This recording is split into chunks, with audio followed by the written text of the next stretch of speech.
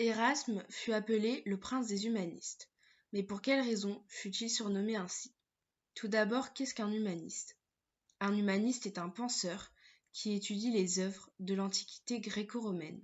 Il met l'homme et le progrès de l'humanité au centre de ses préoccupations.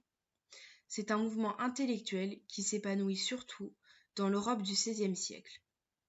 Érasme est né à Rotterdam en 1469 et est décédé à Bâle, en Suisse, en 1536. C'est donc un grand écrivain, traducteur, qui écrit des ouvrages. Il va même réaliser une nouvelle traduction du Nouveau Testament, du grec au latin. C'est une personne très célèbre de son temps. Il a même été conseiller du futur empereur Charles Quint. Il est connu grâce à ses livres. C'est lui qui écrit L'Éloge de la folie, une œuvre humaniste plutôt connue. Il est aussi connu car dans sa vie, il apprendra à connaître beaucoup de personnes aux quatre coins de l'Europe. Linacre, Budet, Paul-Émile, Manus et d'autres encore.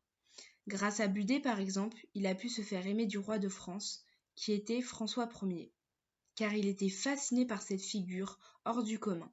Il cherchait donc à l'attirer à la cour, mais Érasme, voulant avant tout rester indépendant, refusait donc toutes ses invitations. Il était connu car il voyageait beaucoup. Il a séjourné ou vécu dans presque toutes les villes humanistes de l'Europe, comme Rome, Florence, Mayence, qui est la ville de la création de l'imprimerie, Lyon, Paris, Cambridge, Strasbourg, etc. Tous ces voyages ont donc participé à ses rencontres amicales. La plupart de ses amis sont humanistes eux aussi.